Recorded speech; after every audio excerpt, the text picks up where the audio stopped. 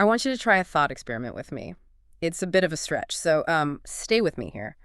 I want you to imagine you could walk into a room, like a massive server room. Okay.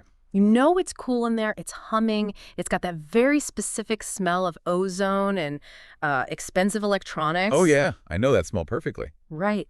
And right in the center of this massive room, there is just a single hard drive. Just one. Just one. Now, this isn't the drive in your laptop. It's not a server farm for Google or Amazon or anything like that. This specific drive has infinite capacity. And when you plug it in, you realize it doesn't just hold data. What does it hold? It holds everything. I mean, everything. It has the spreadsheet you made for work yesterday, sure. But it also has the feeling you had when you made it. Oh, wow. Yeah, the boredom, the anxiety about the deadline. It has the exact smell of the coffee you were drinking while you were typing. Look at the SRA recording. It's not just raw data. It's actually capturing the qualia of the experience. Yeah, exactly. But it's even more than that. It has every thought your grandmother ever had. It has the flight path of a mosquito that lived in the Jurassic period. Okay, now we're getting cosmic. We are. It has every potential timeline of every decision that every being in the universe has ever made, past, present, and future, all on this one single drive. That is, I mean, honestly, that's a terrifying amount of information. It sounds like the ultimate surveillance state. Or the ultimate library. Right, the ultimate library. And while that sounds like a premise for a crazy sci-fi movie, maybe something involving the Matrix or something, what we are talking about today is the idea that this drive actually exists. Right. It's not made of silicon, though. It's energetic.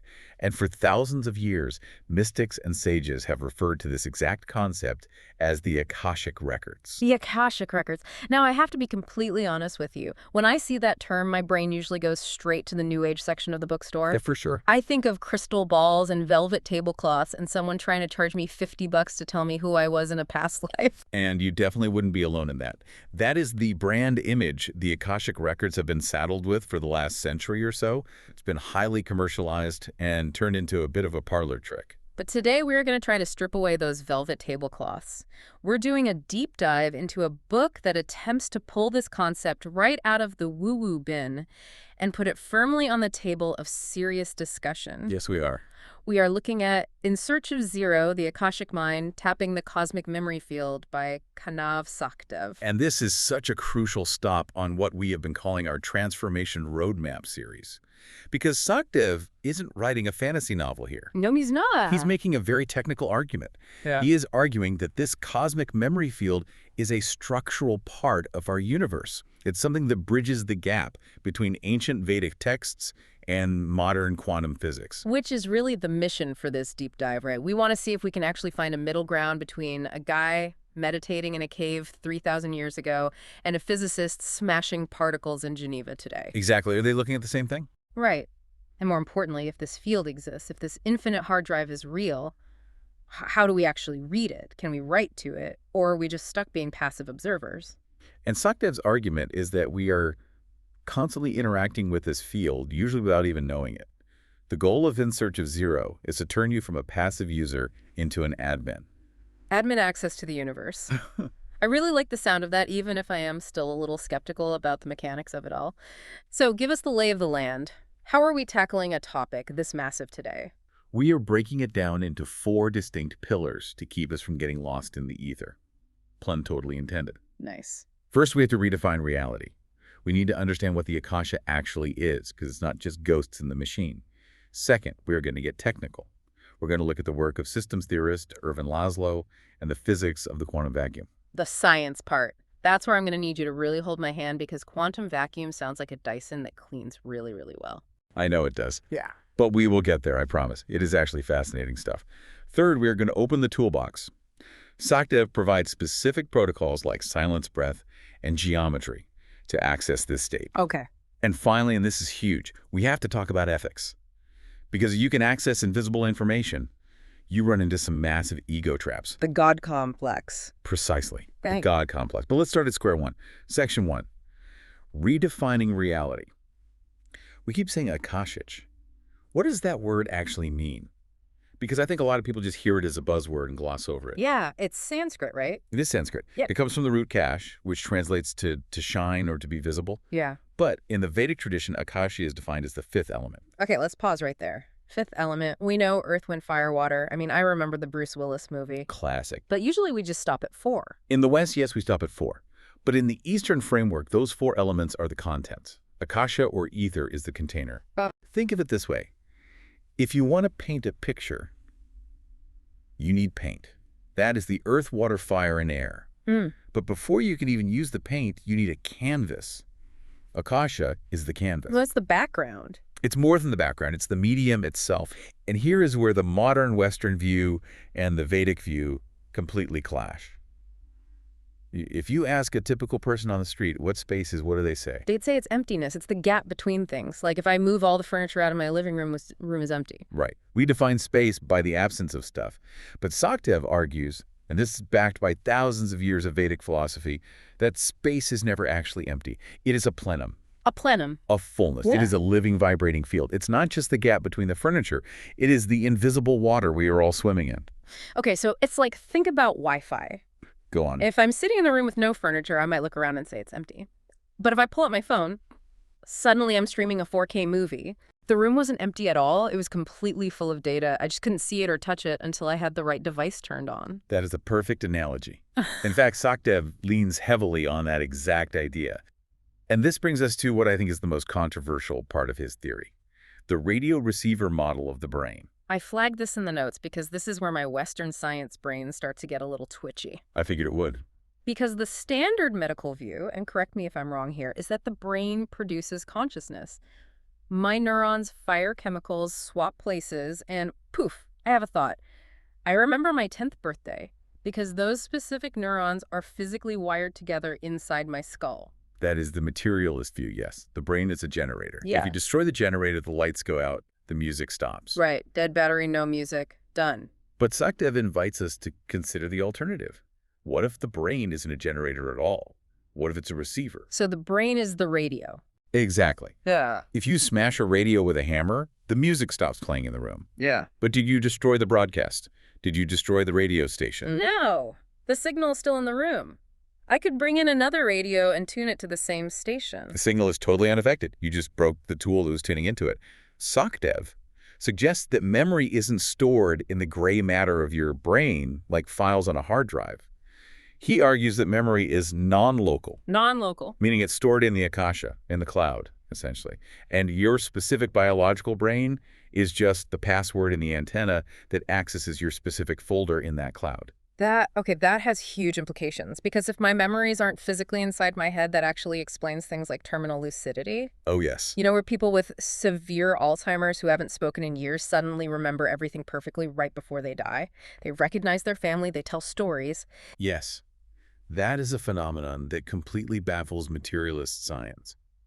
Because if the brain is physically destroyed by plaque and tangles, how can the memory suddenly be perfect? It makes no sense mechanically. Doesn't.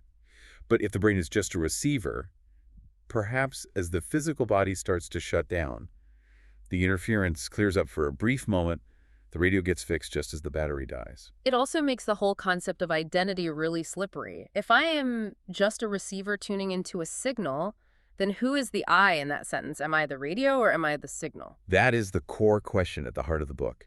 And Sachdev has a really beautiful personal entry point into this. He tells a story about when he was 14 years old growing up in New Delhi. The scene with the grandmother, I loved the atmosphere of this part of the book. It's very cinematic, isn't it? He's sitting on this Persian rug in his grandmother's study. The smell of sandalwood incense is in the air. It's very vivid. His grandmother, Prakash Devi Sachdev, wasn't a scientist, but she was a keeper of this tradition. Right. She sits him down and tells him the mind is not confined to the body. Which is a pretty heavy thing to drop on a 14-year-old. I mean, I was mostly worried about video games and passing math at 14. Right. But she draws him a diagram. She explains that in the West, and really in the modern education system everywhere, we are taught that knowledge is a line. A leads to B, leads to C. Cause and effect. It's entirely linear. It's logical. It builds on itself. But she tells him knowledge is a circle. Consciousness is holographic. And Sachdev describes having this massive aha moment right there on the rug. He says it wasn't an intellectual understanding. It was a felt experience. He actually felt the edges of his mind dissolve. He calls it touching the edge of infinite memory. Yes, and that is what sets up the rest of the book. Because once you accept that the library exists and you accept that you are a receiver, the next logical question is, how do I get a better signal? Right. How do I stop getting static and start getting the 4K stream? But before we get to the how, I really want to linger on the what a bit longer. Because when we talk about this library, I think we still easily fall into the trap of thinking it's a history book. A static archive. Yeah. Like dusty volumes on a shelf. Yeah. Like it's a record of John ate a sandwich on Tuesday. And that's it. It's written in stone. It's a ledger. But Sachdev says something that really tripped me up. He says the records are dynamic. This is crucial. This is exactly where we move from the concept of fate to the concept of destiny. If the Akashic Records were just a transcript of what happened, we would be prisoners of our past. We'd be stuck. We'd be totally stuck. But Sachdev says the records store probabilities and energetic imprints, not just dry facts. Unpack that for me. Energetic imprints. Okay, let's do a hypothetical. Let's say you had a deeply humiliating experience in 3rd grade. You tripped and fell on stage during the school play. Hypothetically. Because I definitely didn't play a tree and fall into the choir. Hypothetically, of course. Now, the objective fact is you fell. That physical event is recorded. But the Akashic record of that event isn't just the physics of the fall. It's the shame. It's the burning cheeks. It's the decision you made in your subconscious in that split second. Like deciding I am clumsy, I shouldn't be seen, it's not safe for me to be on a stage. Exactly. That is the samskara. That energetic SAR is what is actually stored in the cloud. And every single time you have to give a presentation at work 20 years later, you are automatically downloading that scar. You feel the anxiety, but you don't rationally know why. So the file is corrupted. The file is active. It's running a background script that's draining your battery. But, and here is the really hopeful part, Sachdev argues that because the field is dynamic, you can rewrite the energy. Wow. You cannot change the historical fact that you fell. But you can go back in a deeply meditative state, access that specific record, and strip the shame out of it. You can literally change the metadata of the memory. So you effectively change the past. You change the weight of the past, you change how the past acts upon your present moment, and when you do that, you are rewriting the Akashic record for your timeline. You are changing the signal you are broadcasting back out to the universe. That's incredibly empowering. It takes the whole idea of karma out of the punishment realm. You know, the whole I messed up in a past life, so I'm doomed narrative. Exactly. It turns it into something more like video editing. Emotional editing. Right. But of course, for the listener sitting there in traffic right now thinking, okay, this sounds lovely, but is it real? Or is this just some clever psychological reframing? That is where we have to bring in the heavy artillery. The physics. The physics. Yeah. Because it turns out the guys in the white lab coats have been stumbling upon this exact same field for the last 100 years. They just call it something else. They call it the quantum vacuum. And that brings us to section 2, the science of connection. And specifically, Ervin Laszlo. Right. Laszlo. Now, he's not a mystic. He's a scientist, a systems theorist. I mean, he was nominated for the Nobel Peace Prize, so the guy has serious credentials. Absolutely. He wrote Science in the Akashic Field. Yeah. And his contribution is massive because he challenged the standard model of space. In classical physics, a vacuum is empty. There is nothing there. A void. But Laszlo, building on quantum mechanics, points out that the vacuum is actually a plenum, a fullness. This is that 0-point energy concept, right? Correct. Even at absolute zero, when all thermal motion completely stops, there is still a jitter. There is still an immense amount of energy. Virtual particles are popping in and out of existence constantly in the vacuum. Laszlo asks the obvious question, where do they come from? And where do they go? And his answer is the field. His answer is that there is a subquantum field that holds the holographic blueprint of the entire universe. It holds the information of everything that has ever happened. He argues that this field connects everything instantly, and this leads us to the concept of quantum entanglement. Spooky action at a distance. That was Einstein's quote about it, right? Because he hated it. He absolutely hated it because it broke his rules. It broke the idea that things have to physically touch to affect each other, or that information can't travel faster than light. But we've proven it in labs over and over. Right. You take two particles, you entangle them, and then you separate them by a mile or 1,000 miles. If you change the spin of one particle, the other one changes instantly. Instantly. Faster than light. Instantaneous. Yeah. There's no travel time. Which means at a fundamental mathematical level, distance is an illusion. Separation is an optical illusion of consciousness. Okay, so if particles can be connected across space and time, Laszlo is saying what? That we are those particles. He's saying the universe is coherent. It's one single interacting system. And this maps perfectly onto the Vedic concept of Tativam Asi. Tativam Asi, thou art that. Thou art that. Yeah. It means you are not a stranger in the universe. You are a piece of the universe that contains the whole universe. It's a holographic principle. Right, because in a hologram, if you cut out a tiny piece of the image, you don't get half a face. You get the whole face, just a bit fuzzier. That is the exact metaphor. You contain the whole. That is just mind-bending. So if I am a piece of the hologram, I theoretically contain the information of the entire universe inside me. Theoretically, yes.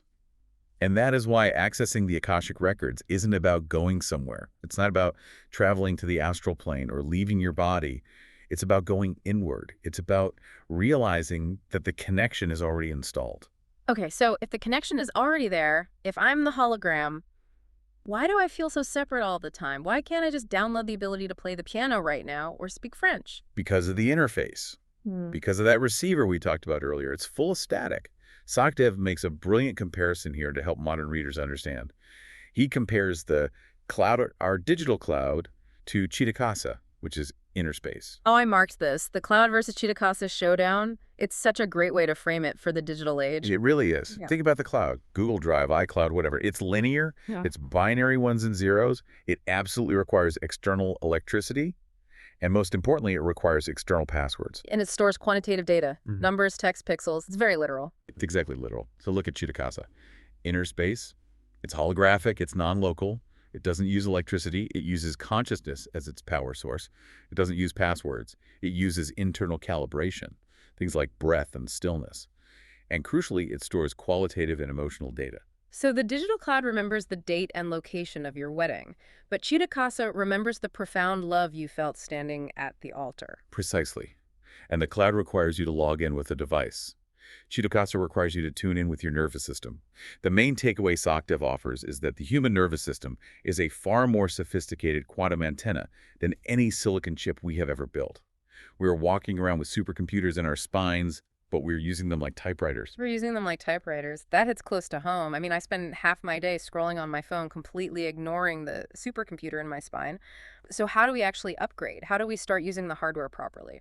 This brings us to section 3, the toolbox. The practical application. Because philosophy is great, but our Transformation Roadmap series is all about actionable tools. Right, we need the how-to. And the first tool Sachdev talks about is silence. But he's very specific at what kind of silence he means. Yes, he distinguishes heavily between external silence and internal silence. You could pay thousands of dollars to go to a darkroom retreat, sit in the cave, and have zero external noise around you. Right. But if your mind is still replaying an argument you had with your boss last week or worrying about your mortgage rate, that's not silence. That is deafening noise. That's the monkey mind just swinging from branch to branch. Exactly. Sachdev talks about dhyana, which translates to meditation, but he emphasizes a crucial shift in perspective. Meditation isn't something you do. It's not an active verb. It's something that happens to you. You cannot force internal silence. You can only create the physiological conditions for silence to arrive. So what are those conditions? How do we invite it in if we can't force it? Breath, pranayama. The breath is literally the remote control for the human nervous system. He talks about box breathing, which is pretty standard. I mean, Navy SEALs use that to calm down in combat. But I was really interested in the Soham mantra. The Soham mantra is fascinating because it's not a word you have to memorize or a chant you have to force. It's the natural sound of the breath itself. Sachdev points out that if you really listen closely to your own respiration, the inhale makes the phonetic sound, subgesthale, and the exhale makes the sound ham. Let me actually try that. Okay, breathing in, yeah, it kind of sounds like a soft sound. And exhaling ham, yeah, it's subtle, but it's definitely there. It's the friction of the air. It is. And in Sanskrit, Soham translates to I am that. So 21,600 times a day, which is the average number of breaths we take, your body is unconsciously asserting, I am the universe, I am the divine. It is an automatic prayer happening 24/7. The practice isn't to chant it loudly. The practice is just to listen to it, to ride the wave of that specific breath. And where does that wave take you, if you ride it long enough? Ideally, it takes you to Kavalikumbhaka. That sounds like a heavy metal band. What is that? I know it does. It's the spontaneous suspension of breath. Yeah. It's that magical, terrifying moment in deep meditation where the breath just completely stops. Wait, like holding your breath? No, not holding it, not straining. Right. You aren't forcing the lungs closed. The body just naturally pauses. Equilibrium is reached. There is no need to inhale or exhale for a moment. And In that pause, what happens? In that pause, the mind stops, the static clears. That is the 0 point. That is where the download from the Akashic field actually happens. Because there's no interference from the biological machine. Exactly. This connects directly to the Vedic concept of turiya, right? The fourth state of consciousness. Yeah, let's talk about turiya. Because we know the waking state, which is where we supposedly are right now. We know the dreaming state, which is REM sleep. And we know deep dreamless sleep. Mm-hmm. But turiya is the fourth. It is the fourth. It is Yeah. the background. It's the screen upon which the other three movies are constantly playing. I really love the movie screen analogy because when you're in a theater watching a great movie, you completely forget the physical screen exists. You get totally lost in the drama of the film. Right, you cry when the hero dies. You get tense during the car chase. Mm. But the screen itself is never hurt by the explosions. The screen is never scared. It just passively holds the light. Turiya is that witness consciousness. And Sachdev argues that you can't really read the Akashic Records from the waking state because there's just too much noise. You have to dip into turiya. Okay, so we're breathing, we're finding internal silence, we're dropping into turiya. But there's also a visual component in the toolbox, right? Sacred geometry, yantras. Yes. And this might seem like a sharp left turn for some people. Yeah. They're thinking, why are we suddenly looking at triangles to access a cosmic memory field? Right, I've seen them hanging in yoga studios, Okay. like the Sri Yantra. It looks like a bunch of interlocking triangles inside a circle. It's a pretty design, but does staring at it actually do anything mechanically? Sachdev calls them tuning forks for the eyes. The theory here is deeply neurological. The analytical mind, the left brain, loves words. It loves linear logic. But it absolutely hates complex nonlinear geometry. When you stare at a yantra, which is a practice called tritaka, your analytical mind desperately tries to figure it out. Like trying to solve a maze. Exactly. It traces the lines. Where does this triangle start? Where does it intersect? How does this fit inside the circle? And just gets frustrated. It gets completely overwhelmed. It effectively crashes the logic processor. And when the analytical mind goes offline because it's too busy dealing with the geometry, the intuitive mind, the right brain, the receiver, can finally come forward. It's a biohack, it's a visual hack to induce a trance state. That makes so much sense. It's like giving a hyperactive toddler a really complex puzzle so the adults can finally have a quiet conversation in the other room. That is a brilliant way to put it. You distract the ego so the soul can finally speak. Okay, speaking of the ego, this brings us to section 4, traps and tribulations. Because I feel like whenever we open the door to hidden knowledge or psychic intuition or whatever you want to call it, a lot of really weird stuff walks in. Oh, it's an absolute minefield. And honestly, I think this is the most important chapter in the entire book. Yeah. Because without a strict ethical framework, this stuff can be incredibly dangerous. Dangerous how? Like summoning demons dangerous or what? Dangerous for your mental health and your spiritual growth. Sachdev spends a lot of time debunking the highly commercialized version of Akashic readings. The fortune-telling aspect of it. Right. People wanting to know, will I win the lottery? Is my ex-boyfriend seeing someone new? When am I going to meet my soulmate? These are what he calls transactional questions. Transactional, meaning I give you energy or money and you give me a specific guaranteed outcome. It's entirely fear-based. It's about control. You're trying to peek at the last page of the novel because you're terrified of the plot twists. But Sachdev says the Akashic Records aren't designed for that at all. They are for transformational questions. Give me an example of the difference. What's a transformational question? So instead of asking, will I get this new job, you ask, what specific skill or lesson is my soul trying to master through this career path? Oh, wow. Yeah, that feels completely different. It puts the agency and the power back in your own hands. It's about evolution, not prediction. But there's a trap there too, right? The ego trap. Spiritual materialism. This is a huge one. It's so easy to start collecting spiritual experiences like scout badges, people saying, I saw my past life as an Egyptian priestess. I opened my third eye.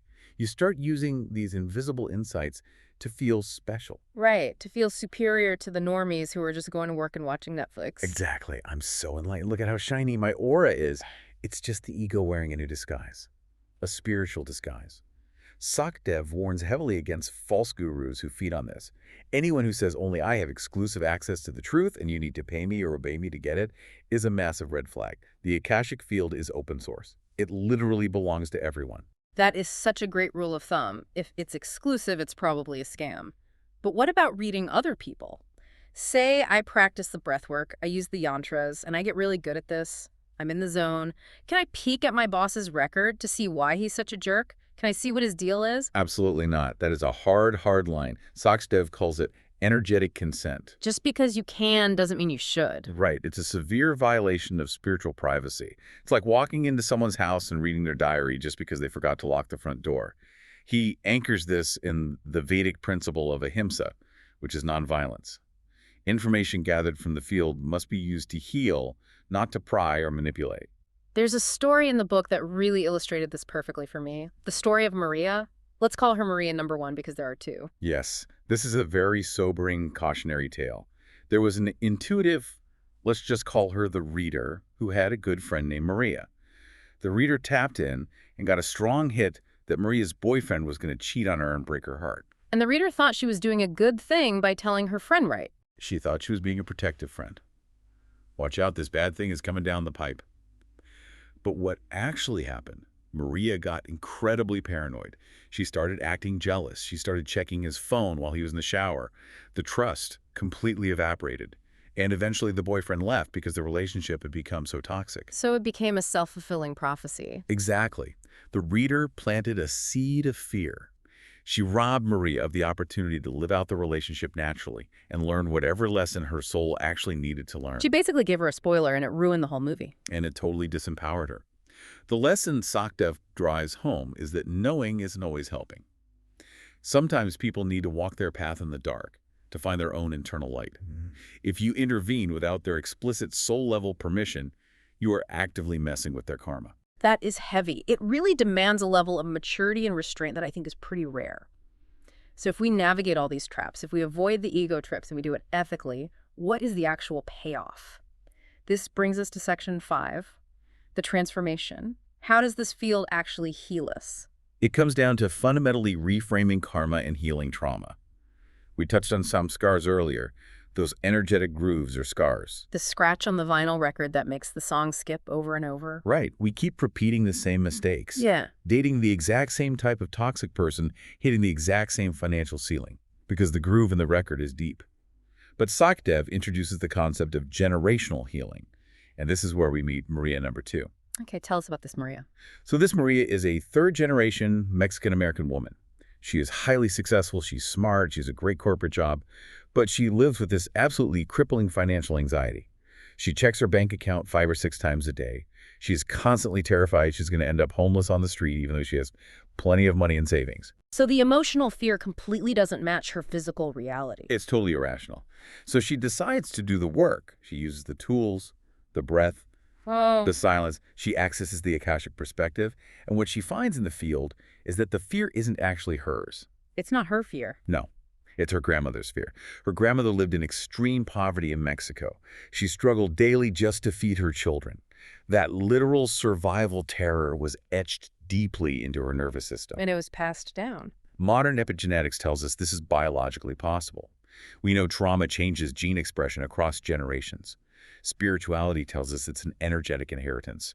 Maria was carrying what Sachdev calls a generational samskara. So how did she fix it? Because you can't go back in time and change your grandmother's life. No, you can't. But you can witness it.